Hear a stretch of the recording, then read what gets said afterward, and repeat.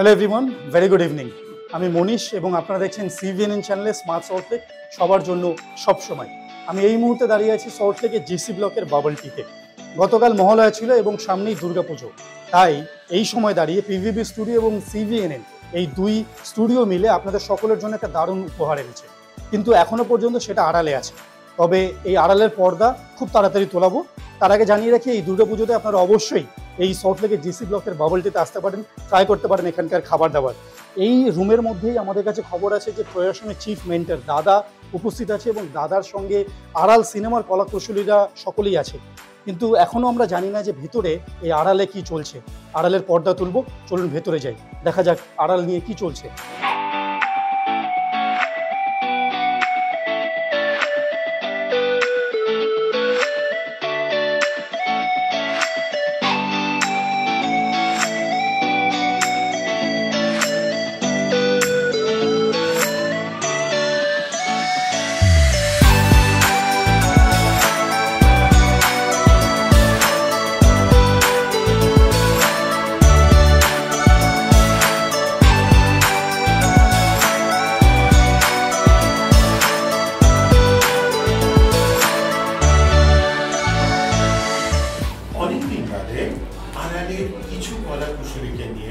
আমরা একটা আড্ডা দিতে বসলাম যে সিনেমাটা তো হলো, শুটিংটা হলো, কেমন লাগলো, এই জার্নিটা কেমন ছিল আড়ালে।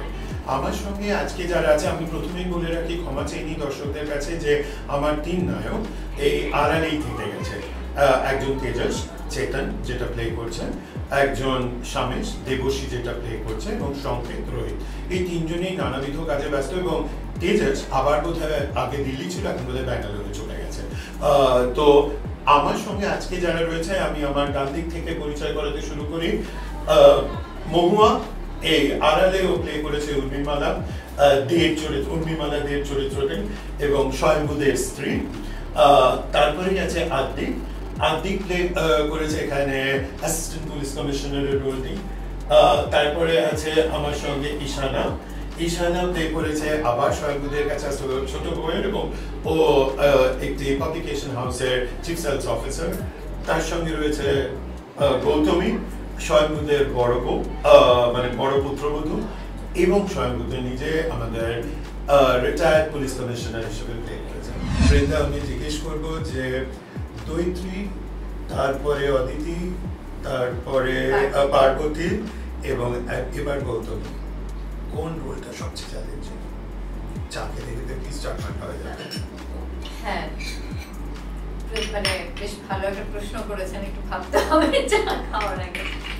চারটে চরিত্রই আমার খুবই পছন্দের, কারণ চারটে পুরো চার রকমের।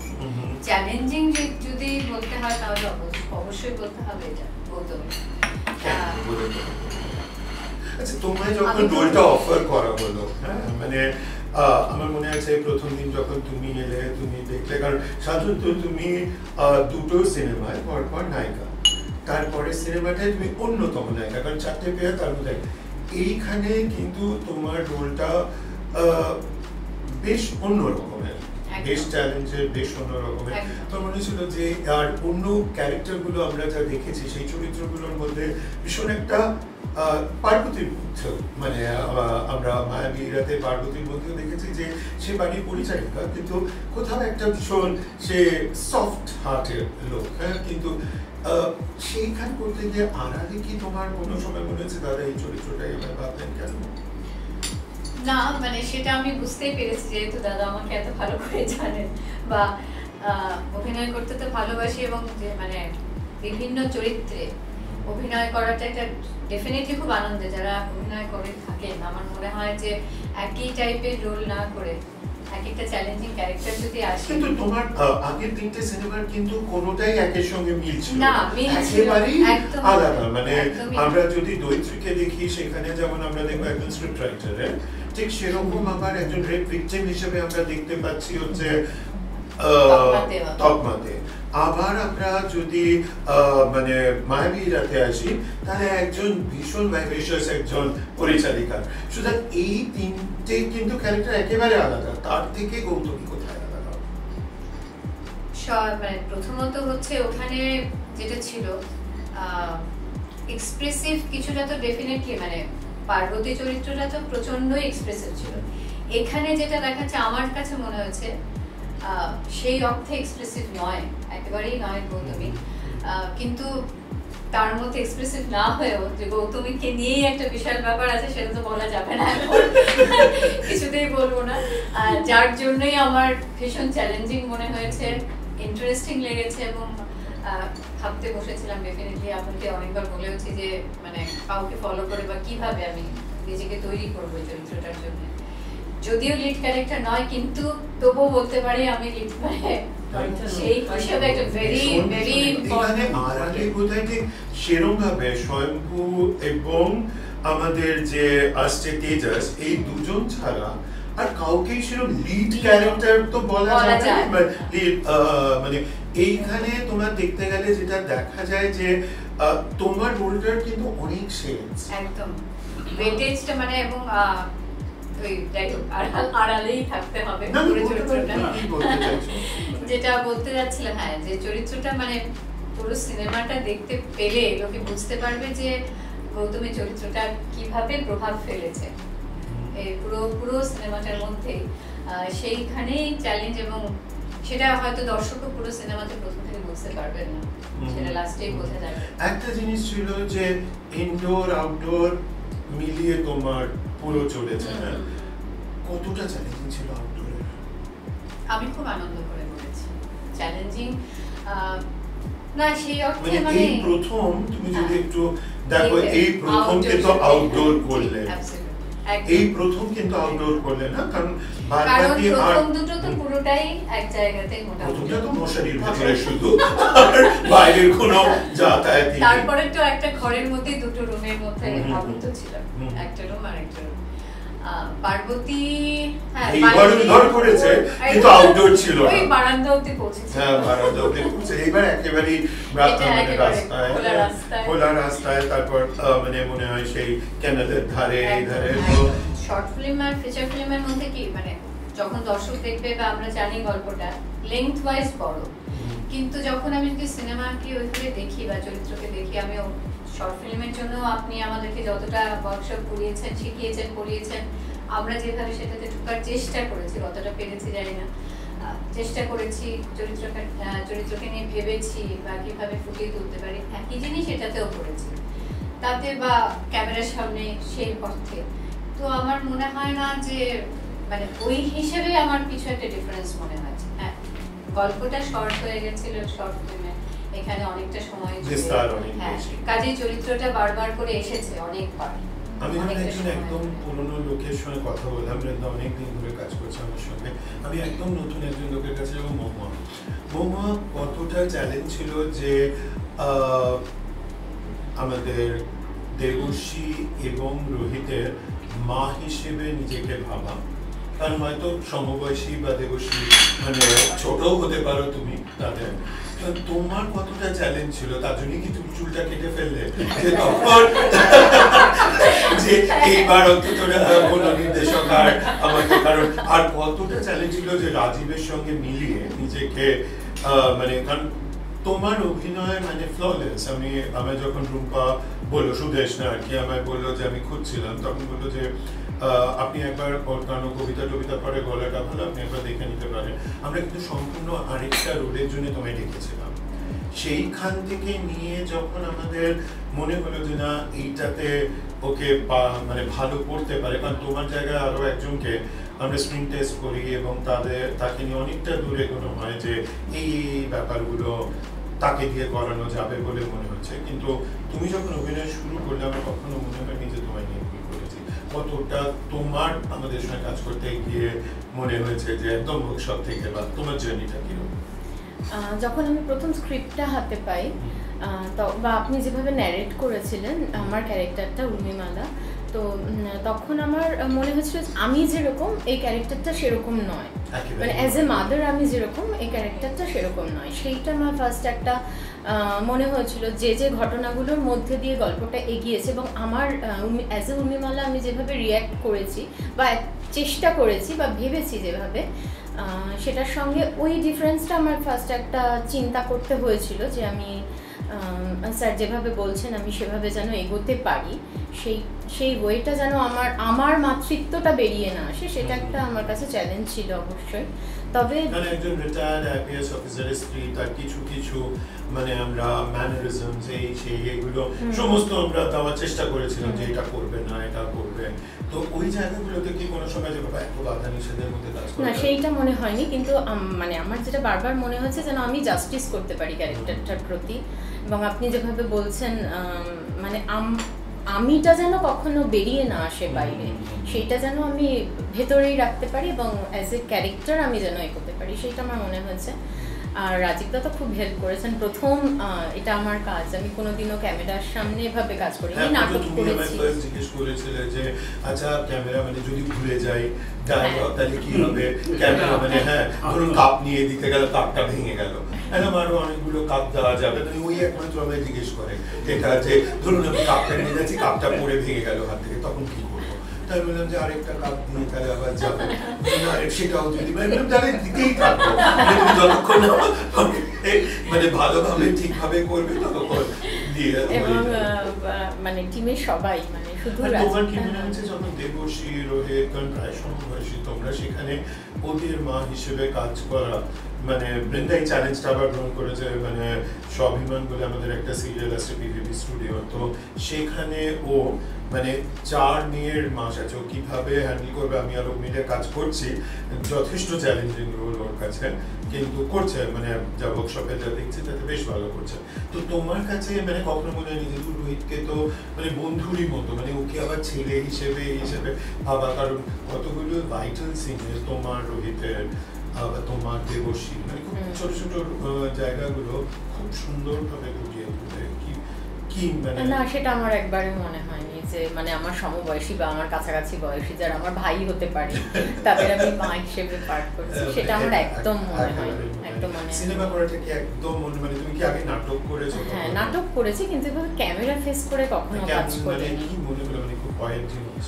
না না না একদম না। এবং যে টিমের সঙ্গে আমি কাজ করেছি বারবারই আমি মানে বাইরেও বলেছি আমার বন্ধু বান্ধব আমার পরিচিত সার্কেলে যে এত সাপোর্টিং টিম, এবং আমার সঙ্গে যারা কাজ করেছে, রাজীবদা কাজ করেছে, স্মিতশ্রী আরও খুব একদিনের একটু ছিল, খুব সাপোর্টিং, মানে আমার একদম কোনো মানে আমি একদম পুরো কমফর্ট জোনের মধ্যে থেকে কাজ করেছি। বলে যে কমফর্ট জোন থেকে বেরোতে, এটা আমার একদম আমার ক্ষেত্রে হয়, কারণ আমি অনেক জায়গায় প্রবলেম করেছি, আমার প্রচন্ড সোয়েটিং হয়, সেইটা একটা সাংঘাতিক সমস্যা। মানে আমাদের যারা আমারও আমি বলি সবাইকে ইয়ে করে গেছি। মনীষের একটা চিরকালীন দুঃখ রয়ে যাবে যে এই সিনটা যদি আমরা দেখো স্মিতশ্রী বা বৃন্দার যা স্বতঃস্ফূর্ত আমি জিনিস পেয়েছি, আমার কি সেটাকে আরোপিত মনে হবে। ওদের 3 জনের একটা বেশ বড় সিন ছিল তোমারই বাড়ি, তো সেই জায়গায় মানে মহুয়া এত ঘামছে, মানে লোক মনে করবে মানে বরঞ্চ ঘামার কথা স্মিতশ্রী। না মানে আমার ভীষণ খারাপ লাগছিল, মানে আমি ক্যামেরা ওদের একদিন জিজ্ঞেস করছিলাম যে কিরকম ভারীগুলো দেখো তোরা কিরকম ভারী, মানে কত একটা সাংঘাতিক ওজন নিয়ে। হ্যাঁ আমি সেইখানে দীপায়নকে একটু জিজ্ঞেস করি, দীপায়ন কিরকম ছিল অভিজ্ঞতা? আমার কাছে এটা অসাধারণ, অনন্য সাধারণ অভিজ্ঞতা। কারণ প্রথম কথা আমি বলবো যে আমার এই এনভায়রনমেন্টে কাজ করাটা আমার কাছে প্রচণ্ড পজিটিভ লেগেছে। আমি সবসময় ওয়ার্কশপে আসার জন্য লিখিয়ে থাকতাম, প্রত্যেকটা সেশনের শুরুতে যেভাবে ঢুকছিস মানে মনে হচ্ছে প্রচুর ভ্যালু অ্যাড করে একটা সেশন থেকে বেরোচ্ছি সব রকমভাবে। আমি আমার একেবারে ক্যামেরাটা আমার কাছে একেবারে এলিয়েন নয়, আমার কিছু সামান্য কিছু একটা এক্সটেন্সিভ অভিজ্ঞতা না হলেও কিছু কিছু আছে, তবে এটা আমি লিটারালি বলবো এটা আমার কাছে একটা লার্নিং এক্সপিরিয়েন্স। আমি অনেক কিছু শিখলাম স্যার, মানে সাইকোলজিক্যালি, এস্থেটিক্যালি অনেক কিছু আমি গেইন করেছি, আর আমার খুব এনজয় করেছি। Journey was really enjoyable. আচ্ছা আমি আবার পরে আসবো, আমি রাজীবের কাছে যাবো। রাজীব, একজন সাধারণ ভাঙা বাড়ির ওসি থেকে, যেখানে কোনো নির্বাক সেইখান থেকে এত ডায়লগ, ভীষণই ডায়লগ নির্ভর মুভি, তো কেমন লেগেছে? তো এমনিতে তো মানে ছোটবেলাতে অভিনয় করেছি ওইটুকুনো, ওগুলো ওই পাড়াতে যে সমস্ত ব্যাপার, ক্যামেরার সামনে এটাই প্রথম দ্বিতীয় ভাঙা বাড়িতে একটা সিন ছিল, কিন্তু এত বড় জায়গাটাতে এবং মোটামুটি একটা মানে কেন্দ্রীয় চরিত্র, সারা বইটাতে ছড়িয়ে থাকা, এবং সেখানে অনেকগুলো জায়গা ছিল যেগুলোতে আমার এক্সপ্রেশনের দরকার ছিল। তো সেই জায়গাগুলো আপনার শেখানো এগুলোতে তো পেয়েছি, জানি না কতটা করতে পেরেছি সেটা আলাদা ব্যাপার, সেটা সিনেমাতে দর্শকরা বলবেন আর কি। কিন্তু আমি নিজে যে এক্সপিরিয়েন্সগুলো মানে আমি যেটা বলতে চাইছি যে একজন সিনেমা অভিনেতা যে কতটা মানে ভাঙা গড়ার মধ্যে দিয়ে যায় একটা চরিত্র করতে গেলে, কতটা তাকে নিজেকে ভাঙতে হয়, গড়তে হয়, সেই জায়গাটা মানে এই সিনেমাটা দিয়ে আমি বুঝতে পেরেছি আর কি।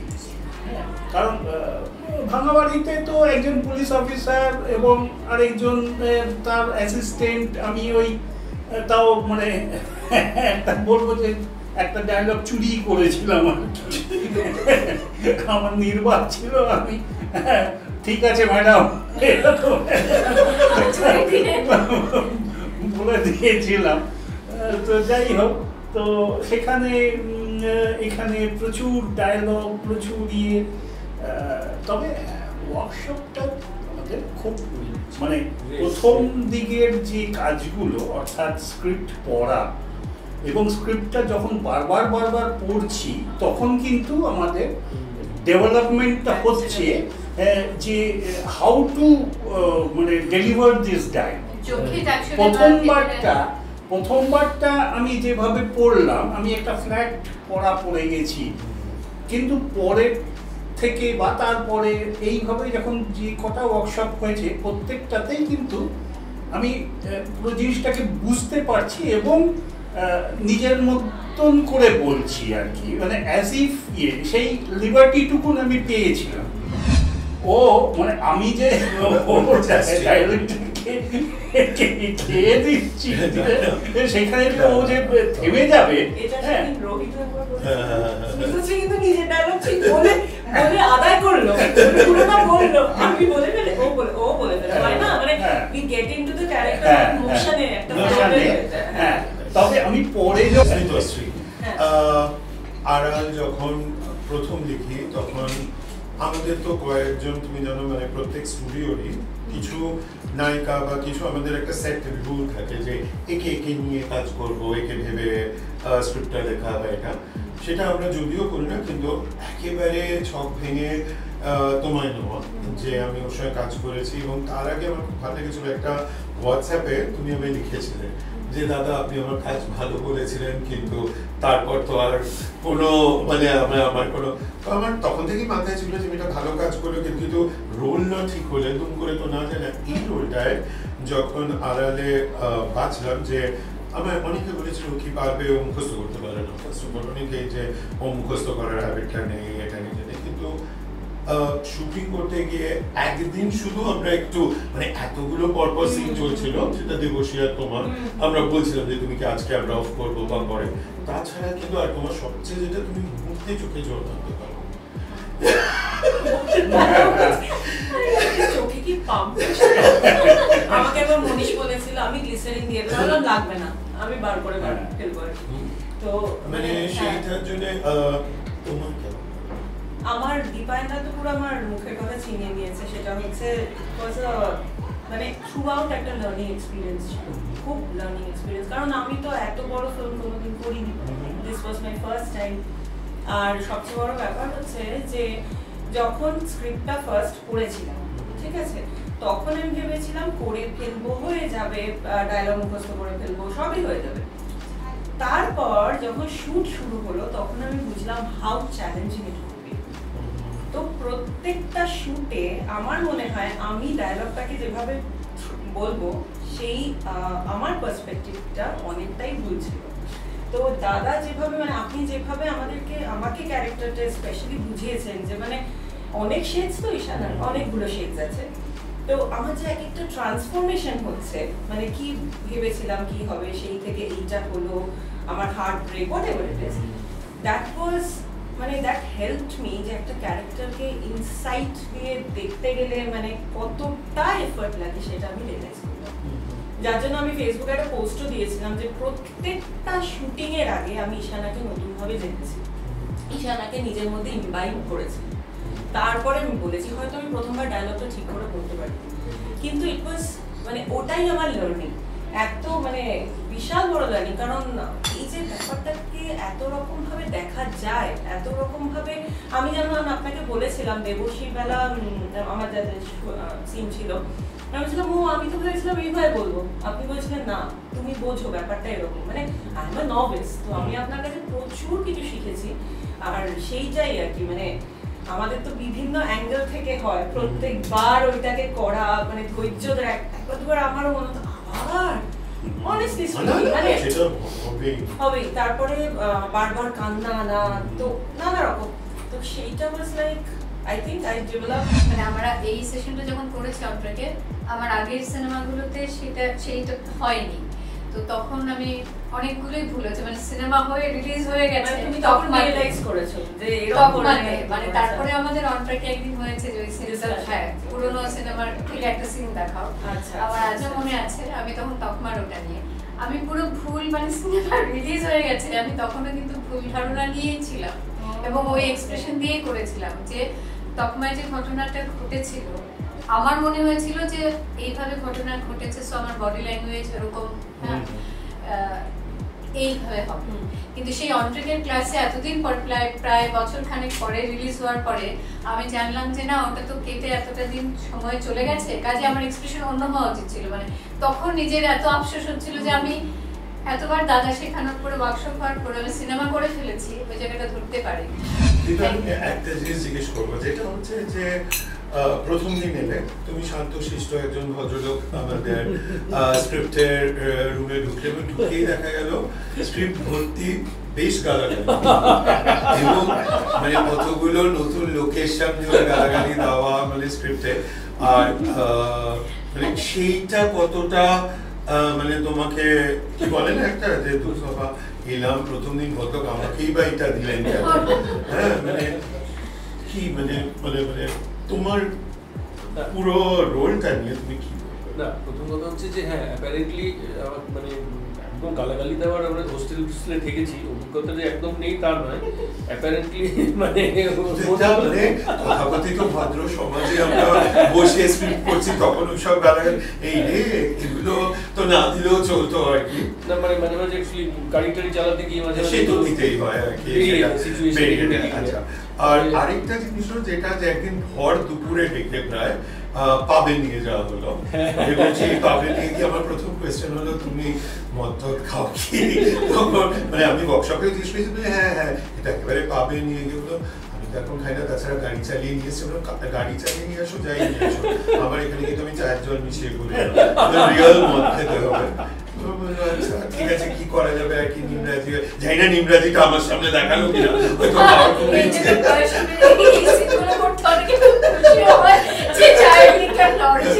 অরিজিনাল লেখা, সুতরাং সেইটা নিয়ে হয়তো তুমি কি বলবে? না আমার হাত দিকে ক্যারেক্টারটা প্রথম কথা হচ্ছে যে playing such a role which is মানে একেবারে টোটালি আমার নেচারের against, which I am not. কিন্তু আমার কিন্তু প্রথম কথা হচ্ছে একদম খারাপ লাগেনি, কারণ প্রথম কথা আপনি এত সুন্দর গাইড করেছেন, এত সুন্দর সাইকোলজিক্যাল অ্যাঙ্গেলসগুলো বুঝিয়েছেন। ওয়ার্কশপের পরে তো আমি বললাম মানে ওটা করার পরে ক্রমশ আমার প্রথম দিকে অসুবিধা ছিল, আপনি আস্তে আস্তে ইভলভ করেছি, ইভলভ করতে করতে করতে করতে শুটিংয়ের সময়ও ইভলিউশনটা চলেছে কন্টিনিউ। আর সেদিনের ঘটনাটা তো খুব ইন্টারেস্টিং, কারণ মানে মানে ড্রিঙ্কিং হ্যাবিটসটা এখন প্র্যাকটিক্যালি 5-6 ইয়ার্স কি 10 ইয়ার্স আমার একদম কমে গেছে। সরি আমি এটা জানতাম না না না আমার ওরকম না, মানে নট দ্যাট, কিন্তু হ্যাঁ ওখানে একটু টেনশন ছিল আর কি, যে স্পেশালি মানে মানে আই হ্যাভ কাম ড্রাইভিং, আবার ড্রাইভ ব্যাক করে ফিরতে হবে আফটার টেকিং আ ফিউ। তারপর আমি ভাবছিলাম যে মানে যত কম শর্টে হয়ে যায় তত ভালো, কিন্তু সেটা তো হওয়া সম্ভব না, আরেকটু লাগবে মানে এখানে পুরো ড্রাম করে তারপর এলো ভালোভাবে বাড়িতে পৌঁছানো, কোথায় গেছে তবে একটা খুব ভালো অভিজ্ঞতা হয়েছে, মানে আমি incidentally I was taking so small sips, ওটা একটা মানে আই ওয়াজ লাইক দিস, এরকম একটু নিয়ে আবার রেখে দিচ্ছিলাম। পরে আমি দেখলাম যে ফার্স্ট গ্লাসটাই শেষ করিনি, তারপরে দেবর্ষী পাশে বসেছিল, যে মানে অ্যাকচুয়ালি ওর সঙ্গে আমার প্রচুর এরকম মানে এরকম সম্পর্ক আছে, হয় এরকম আগেও হতো।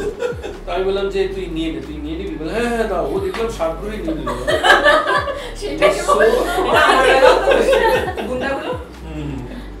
তোমারটা নিয়ে পুরোটা ওরাই খেয়ে মানে তোমার এই যে পুরোপুরি একটা চেঞ্জ, মানে বাচিক শিল্পী থেকে অভিনেত্রী হিসেবে একটা জায়গায় আসা, সেইটা কতটা তোমার কাছে জানি?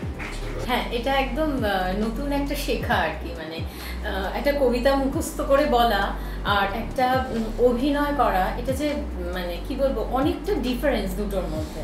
কারণ যেমন আপনি বললেন চোখের এক্সপ্রেশন, বডি ল্যাঙ্গুয়েজ এবং তার সাথে সাথে ডায়লগটা মনে রাখা, এই তিনটেকে সিনক্রোনাইজ করা বা একটা সুতোয় বাঁধা যায় বলি।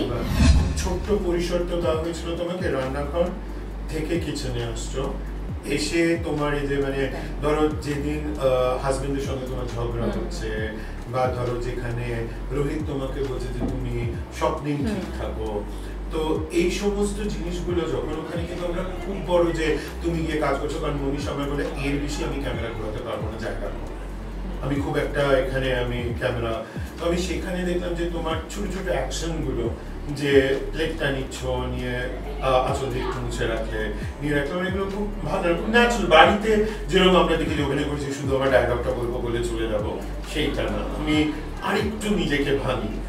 না, আমার বরং আমার তো এটা হেল্প হয়েছে, মানে আমি খুব ছোটোর মধ্যে চিন্তাটাকে মানে যদি অনেকটা বড় স্পেস হতো আমি কি কি করতে করতে যাব, এটা আমার অনেক ভাবতে হতো।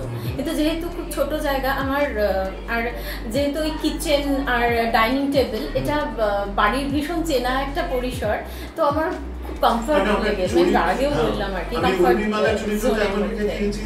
ভীষণ ঘরবন্দি, মানে ভীষণ মানে যাতে, কারণ সিনেমাটাতে তো অনেকটা তোমার চরিত্র নিয়ে আমি খেলতে পারবো না, তার জন্য যে উনি ভীষণ হোম বাউন্ড, যেখানে ওনার ওই যার জন্য তুমি এক সময় তোমার ছোট বৌমাকে বলো আর কি যে রান্না করো, তাহলে দেখবে মানে তোমার জীবনটা ওই করে কেটেছে, এবং যার জন্য ভীষণ ফ্রাস্ট্রেটেড। মানে এগুলো তো চরিত্রের ভেতরে ঢোকা, যে আমরা কাকে কোন জায়গাটা দিচ্ছি, এটা জাস্ট নয় যে মনে হয়েছে তাই ওখানেই থাকবে, বা আমি জায়গা পেলাম না। আমি উর্মিমালাকে তার বদ্ধ জীবনে জায়গাটার জন্যই কিন্তু অত ছোট্ট পরিসরে রেখেছি, কারণ তার জীবনটা খুব খোলামেলা দেখালে, যে সে এখানে যায় ওখানে যায়, যে তারপরে মানে এই যে তোমার পরিসরটাই ভীষণ অল্প, এই অল্প পরিসরেই তোমার নিজেকে মানিয়ে নিতে হয়েছে, এবং যার জন্য তুমি সংসারের উপর, নিজের উপর এবং সবার উপর ভীষণ বিতস্রোত। এই জায়গাটা কিন্তু তোমার চরিত্রের মধ্যে মানে তুমি যেভাবে ফুটিয়ে তুলেছো সেটা অসাধারণ। আমি দুজন যে মানে দুই পক্ষ বলা যায়, একজন মানে দুই রাইভাল, সিনেমায় দুই রাইভাল, এটা আর চেপে রেখে লাভ নেই, কারণ এটা বলতেই হবে। কিন্তু আশ্চর্য ব্যাপার যে মানে আজকে রাজীব যখন এখানে প্রথম এলো এবং দীপায়নের সঙ্গে দেখা হলো, সেই স্ক্রিপ্ট পড়ার সময় দেখা, আবার এখানে দেখা হচ্ছে, তাহলে সারাটা সিনেমায় এইটা কখনো তোমার বা ওনার মনে হয়েছে যে, আমি দুজনকেই আলাদা আলাদা করে জিজ্ঞেস করছি, যে প্রতিপক্ষ কিন্তু সাধারণত আমরা যেটা সিনেমায় দেখি তার সঙ্গে একটা মানে হয় মারামারি, লড়াই বা ভার্বাল একটা কিছু বা সামনাসামনি, এটা আমরা দেখাই না। কিন্তু প্রতি সময়ে তুমি যখন উনি আছেন, উনি যখন তুমি আছো, হ্যাঁ, কিন্তু মানে সশরীরে হয়তো নেই কিন্তু আছো, তাহলে এই জায়গাটা কিভাবে, মানে কারণ তোমার তো ওকে জাস্ট দেখা, এমন তো না যে অনেক দিনের পরিচয়, আমি কাউকে তো একটা মনে করে তুমি তোমার কথাগুলো বলছো, তার উপর রাগ বা দুঃখ যাই হোক। সেইটা একটা জিনিস যেটা হয়েছে যে আমি আগেও বললাম যে সেই ওয়ার্কশপের পরে এটা দেখেছি, কিন্তু স্ক্রিপ্টটা পড়েছি যখন, তখন কিন্তু আমার দীপায়নের চেহারাটা কিন্তু আমার চোখের সামনে থাকতো, এই চোখের সামনে থাকতো। আর মানে ওই যে ক্যারেক্টারটার যে মধ্যে যে একটা কি বলবো ক্রূরতা, তারপরে তার সঙ্গে সঙ্গে একটা সততা, হ্যাঁ, একটু নিচ মেন্টালিটি, হ্যাঁ, যে ঠিক আছে এটা সবচেয়ে বড় একদম কাপুক ভদ্র, সব দিক থেকে একটুখানি ডিফারেন্ট এটা, মানে তোমার চরিত্রের অ্যান্টিথেসিস। তো আমার জায়গাটা থেকে আমি তখন মানে ওই জায়গাটাকে আমি ধরতাম, কারণ আমার তো কিছু ডায়লগ চেতনের সঙ্গে ছিল, হ্যাঁ, তেজসের সঙ্গে ছিল আদিককে নিয়ে। তো সেই সমস্ত ডায়লগগুলো বলার সময় কিন্তু আমি জানি না, মানে এটা আমার থিঙ্কিংটা বোধহয় সেই রকম ছিল যে আমি কিন্তু আদিককে চোখ সামনে একটু ভিজুয়ালাইজ করার চেষ্টা করতাম, যে তার ক্যারেক্টারটা, আদিক বলতে নট দীপায়ন, বাট তার ক্যারেক্টার। না, আমার খালি একটাই দীপায়নকে প্রশ্ন, যে আমার সম্বন্ধে বাজে কথা বলার সময় ওর কি মাথায়? প্রথমেই আপনার করজোরে প্রচুর খারাপ শব্দ এবং মানে আপনার দিকে, মানে আপনাকে উদ্দেশ্য করে আপনার চরিত্রের দিকে ধাবিত হয়েছে, মানে সেইটা পেরিয়ে আজ আমরা এখানে মিলে যেরকম আপনাদের বলেন অনেকদিন বাদে তো দেখা হলো, আমিও সেটা বললাম, এটা আমার কাছে একটা বিরাট ট্রায়াম্ফ মনে হয়েছে, রিয়েল ট্রায়াম্ফ। তবে একটা জিনিস আমরা দুজনকে লাগিয়ে দিয়ে নিজেরা আমার একটা জিনিস ভালো লেগেছে, which is so interesting about the character I played. আমি একটা চার্লি চ্যাপলিনের একটা সুন্দর কথা আছে, there are no small roles, there are only small actors. আমি আমার যে রোলটা প্লে করেছে সেন্ট্রালি এত গুরুত্বপূর্ণ, মানে আড়াল সম্বন্ধে কিছু বলা তো যাবে না, সে এক্সটেন্সিভলি বলা যাবে না, আমরা মানে সেটাই বলে আর সাসপেন্স মুভি তো ওটা নষ্ট করা যাবে না, কিন্তু মানে আমার যে রোলটা হয়তো মানে কোয়ান্টিটি অফ ডায়ালগস বা সেদিক থেকে হয়তো কম হলেও এটা আমাদের প্রচন্ড গুরুত্বপূর্ণ সেন্ট্রালি, এবং he is responsible for the, মানে হি ইজ, মানে কি বলবো, for the whole film revolves around him and his activities. আমরা দুজনে এটা কম থাকলেও হ্যান্ডলিং অফ ক্যারেক্টারস সাংঘাতিক লেগেছে আমার, মানে 4-5 জন ক্যারেক্টারকে নিয়ে কাজ করা, মানে চেতনের সঙ্গে, আমাকে নিয়ে, বৃন্দাকে নিয়ে, হ্যাঁ, মানে এই যে এই এতগুলো লোককে নিয়ে একটা ক্যারেক্টার রয়েছে, কাজ করছে, সেটা কিন্তু ফুটিয়ে তোলাটা যথেষ্ট। এবং আমার কাছে এটা একটা সাংঘাতিক লেগেছে, এতটা মানে সাসপেন্স, মানে শেষ অবধি বোঝা যাচ্ছে না যে কোন দিকে টার্ন নেবে, মানে এতটা এটা ধরে রাখা, মানে যারা দেখবেন তারা আলটিমেটলি আন্ডারস্ট্যান্ড, মানে প্রতিটি আমরা ধরতে পারছি না কোন দিকে যাচ্ছে, আলটিমেটলি যতক্ষণ না আমরা শেষে এসে পৌঁছাচ্ছি। তোমার মানে আমরা সাধারণত যে সিনেমাগুলো করে থাকি শর্ট ফিল্ম, আমরা প্রথমত স্ক্রিন শো করি, একেবারেই করে না, সেটা এবারও হয়, আমরা খুব একটা ইন্টিমেট সিন দেখাই, কিন্তু সেইটা একটু বোধহয় এবার ভাঙতে হয়েছে, সেটা বৃন্দার বেলা, সেটা কারণ ঘুম থেকে বৃন্দা উঠছে, সেই সময় তো তাকে শাড়ি পরিয়ে বোরকা পরিয়ে দেখানো যায় না, সুতরাং বৃন্দা বা তোমার সঙ্গে যে হোটেলের যে সিনগুলো সোহমে, সেইগুলো কোথাও আনকমফর্টেবল বা কোথাও মনে হয়েছে যে হ্যাঁ, মানে ওর সাথে করতে গিয়ে প্রথমবার তো একদমই আমাকে ছিলাম না, তো তাই জন্য মানে ক্লোজ রুম ওইভাবে অত কোজি একটু প্রথমে লেগেছে, কিন্তু না, মানে আমি আপনাদের একবার আপনার বলছিলাম তোমরা করো, আমরা বাইরে দাঁড়াচ্ছি, না না তারা খাবো, হ্যাঁ, আমি ওকে বললাম বেশি লোক একেবারে অতগুলো ক্যামেরা নিয়ে অত ইন্টিমেট সিনগুলো করা, আমি বললাম যে ক্যামেরা বসানো থাকছে, আমরা বাইরে, না না আপনারা থাকুন, সেলফির উপর, তো তখন আমি বললাম দাদা তখন থাকুন, অ্যাকচুয়ালি ও মানে বলতে কথা ছিল, ওটা খুব হিলারিয়াস ছিল, ও এত লজ্জা পাচ্ছিল আমাকে বলতে, মানে ও আমার গায়ে এরকম ভাবে হাতও দিতে পারছে না। প্রথম দিন যেটা না পরের দিন ওয়ার্কশপে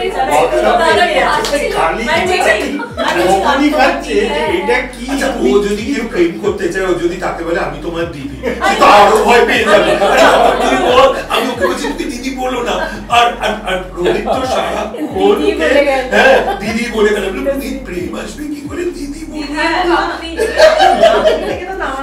আমি ওকে তুমি বলছিলাম, কিন্তু না মানে যেটা হচ্ছে ও খুব মানে নিজেকে ক্লোজ করে দিই। তার সেটা জন্য সম্ভব না রোহিত তো একদমই না, মানে Rohit made me feel so comfortable, যেখানে আমাদের অত বিভিন্ন ধরনের সিন আছে। আমি তোমাকে এখানে থামাবো, আমি একটা ভাইটাল কোয়েশ্চেন জিজ্ঞেস করবো।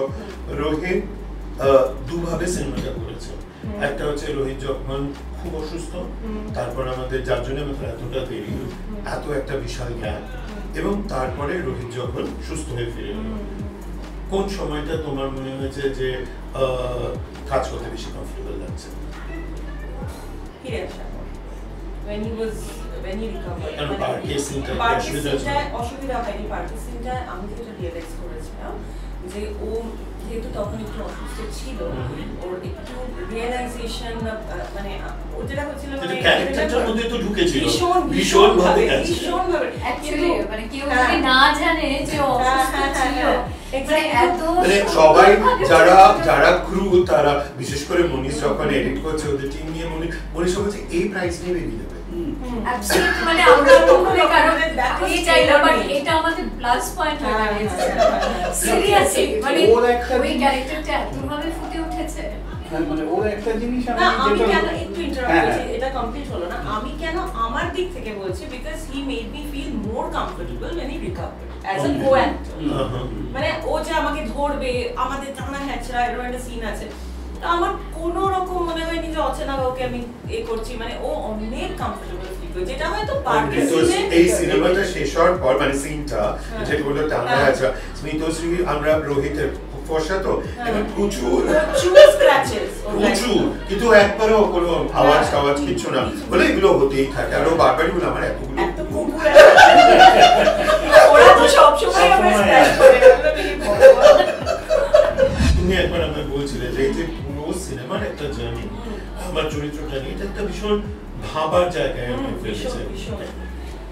না, ভাবার জায়গা তো বটে। আমি বললাম না, প্রথমে যখন ঈশানাকে ভেবেছিলাম, আমি তো শুটিং এর দিনও ভেবেছিলাম আমি এভাবে বলবো, কিন্তু সেটা পুরো আমি ভাবলাম এক্স্যাক্টলি আমার তো এভাবে বলা উচিত না, যেভাবে আপনি গাইড করলেন।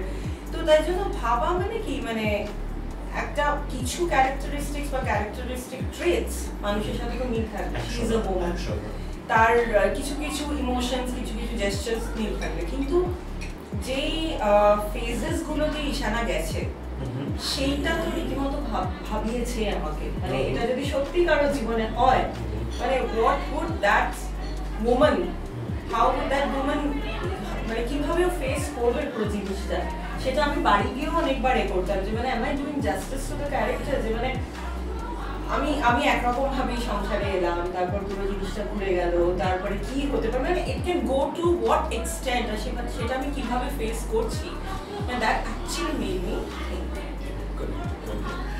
আমি ওকে জিজ্ঞেস করবো যে সবচেয়ে ভালো শুটিং এর দিন কোনটা ছিল? আমার লাস্ট দিন তো খুব ভালো লেগেছে, কারণ রোহিত এত ভালো রিয়াকশন দিচ্ছিল। তার আগে আমি সবার কাছে ওর কথা শুনেছি, কিন্তু ও এত ভালো, কারণ আমার কোনো ডায়লগ ছিল না সিনটাতে, যেখানে আমার খুব ভালো লেগেছিল। সেরকম না, হ্যাঁ, কিন্তু মানে ওর এক্সপ্রেশনটা হয় না, মানে আমার সামনে যে আছে সে এক্সপ্রেশনটা বার করে নিতে পারে, ও সেইটা করেছিল আর কি। তারপর আমার এত সুবিধা হয়েছিল ওটা করতে, আমি ওটা নিয়ে ভাবছিলাম যে আমার তো কিছুই বলার নেই, আমি কি করব, মানে কেমন আমার এক্সপ্রেশনটা হবে, কিন্তু ও যেন আমার থেকে এক্সট্র্যাক্ট করে নিল, ওটা আমার খুব ভালো লেগেছে। তোমার কোনটা, মানে ছোট্ট ছোট্ট সিন, কিন্তু কোনটা সবচেয়ে মনে হয়েছে যে এই দিনে শুট করে আমার ভালো লেগেছে? আমার যদি সবচেয়ে আমি এনজয় করেছি আউটডোর শ্যুটটা, তো ভীষণ এনজয় করেছি বাইরে গিয়ে। এছাড়া আরেকটা জিনিস, I am thankful to Brinda, but there was some situations where we had to come very close. যেটা তো obviously একটা skepticism তো কাজ করবেই, সেটা তো সবসময় থাকে, but she made me feel very comfortable, whereas I would be the person comforting her, and এবং এতটা কাছে গিয়ে এতটা intimate কিছু basically এটা এবং instead of মানে she told me, are you okay? I would be asking you the question. Why? That's a realism. And she helped a lot. I really না না obviously আপনার কাছ থেকে সেই একটু না থাকলে আপনি একা তো একটা সিনের না ঠিক করে উঠতে পারতেন আর যেহেতু একটু ইন্টিমেট সেন্স ছিল Right. এবং আপনি আর আমি আগে কখনোই পরিচিত ছিলাম না আসলে সেই এই প্রথম সুযোগে এটা that was so thank you এই সুযোগে thank you so much. বেশিরভাগই লোকজন মানে হ্যাঁ, পরিশ্রমে এসে একদম। মানে হ্যাঁ মানে তার সাথে হ্যাঁ এরকম মানে না listen correct করা definitely। তোমার কোন সেন্ট আমি অনেকগুলো সিন হ্যাঁ আউটডোরেতে যেরকম তেজের সাগর আর ইয়ে খুব ভালো লেগেছিল আর আমার ছোট জায়ের সাথে ওই সিনটা আমার খুব ভালো লেগেছে লাস্ট আমাদের হ্যাঁ পার্টিকুলার সিনটা মানে ওটা আমার আমি মানে আপনিও বলেছেন ভালো হয়েছে কিন্তু আমি নিজেও রিয়েলাইজ করছি যে তো এটা শুট হয়ে গেল মানে প্রত্যেকটাই হ্যাঁ মানে আমার নিজের মনে হয়নি যে এটা শুটিং আমি অন্যদের সামনে না সবাই ভালো অ্যাক্টিং করেছে কিন্তু সে সিনটা তো দেখার অপেক্ষায় রয়েছে তো যে দারুণ হয়েছে আর ওদের খুব বিরক্ত হবে কারণ ওকে এক জামা পরে অনেক থেকে করতে সাদাটা আমার একটু টেনশন ছিল কারণ সাদা আফটার অল না তো বারবারই ওটা কিন্তু তারপরে ওই না তোমার কোন সিনটা শুনছে আমার মনে লেগেছে ভালো লেগেছে মানে অনেক কিছুই সেদিন আমার যেটা ছিল যে ওই আদিককে গালাগাল দিতে পেরে আমার খুব ভালো লেগেছে এইটা আর আরেকটা হচ্ছে রোহিতের সঙ্গে যেদিন মানে রোহিত আফটার রিকভারি এসে যে সিনটা করলো ওই মানে ওষুধ খাওয়ার যে সিনটা ওই সিনটাতে আমাদের তিনজনেরই আমার মনে হয় তিনজনেরই পারফরমেন্স খুব মানে একদম যথাযথ ছিল। রোহিত ওয়াজ এক্সেপশন কারণ তার ডায়লগ থ্রোয়িং এ দিয়ে এবং অসুস্থ থাকাকালীনও যেভাবে পারফর্ম করেছে ইট ফিটস টু দ্য ক্যারেক্টার। একেবারে হ্যাঁ আমার আপনার মানে করে মানে কোন সিনটা আমাদের সকলকে নিয়ে কোন সিনটা আপনার মনে হয়েছে this was something I was really looking for? দেখো ইটস মাই বেবি হ্যাঁ it's my baby so I can't মানে প্রত্যেকটা সিন আমার কাছে ভীষণ প্রিয়। হ্যাঁ কিন্তু কোন একটা ধরো সিনের এনার্জি অনুযায়ী ডেফিনেটলি বলতে হবে যে তোমার আর রোহিতের যে সিনটা ওই টেন্স সিনটা ভীষণ ইম্পর্টেন্ট। তোমার আর দেবশ্রীর সিনটা ভীষণ ইম্পর্টেন্ট। সেরকম আমি ভালো খারাপের দিকে যাচ্ছি না, ওনার আর চেতনের যে সিনগুলো সেইগুলো ভীষণ। বৃন্দার কিছু গান বৃন্দা এখানে তো মানে ভীষণভাবে আমরা ক্যারেক্টারটাই অন্যভাবে করেছি যে একেবারে ড্র্যাব একটা পুরো অ্যাটমসফিয়ারে বৃন্দা লাইট আনছে, বৃন্দা ভীষণভাবে এনার্জি আনছে, লাইট বলবো না এনার্জি আনছে। তো সেই জায়গা থেকে দাঁড়িয়ে প্রত্যেকটা সিনে আমার মনে হয় তো যে হ্যাঁ কোনো সময় হয়তো কিছু জায়গা কিন্তু এই ডিপ্লোম্যাটিক আনসারই দিচ্ছি যে খুব আমি কারণ দর্শক আমার মতে যেটা মনে হয় যে নিরাশ হবে না। মানে আমরা যখন মনীষ এমনি আমাদের যখন সিনেমা বসানো হয়ে গেছে ট্রেলার তৈরি প্রায় আর জানি না কি অক্টোবর নভেম্বরের মধ্যেই আমাদের ট্রেলার রিলিজ করবে। সুতরাং আমি জাস্ট মানে খুব তাড়াতাড়ি সবাই যদি একটা সেন্টেন্সে যে দর্শক কেন আসবে আড়াল দেখতে তাই কথা সাসপেন্স সবকিছু মশলা পাবে এই সিনেমাতে। তারা আসবে বিকজ আড়ালে সাসপেন্সের জন্য। Psychological thriller in one word একদম আমারও সেটাই মনে হচ্ছে যে একদম সাইকোলজিক্যাল থ্রিলার আর এই টেনশনটা একদম শেষ অবধি ধরে রাখা গেছে আর কি। গল্পটা এমনই যে টেনশনটা একদম শেষ অবধি তোমাদের ভালো লেগেছিল একদম ভালো লেগেছিল। আমি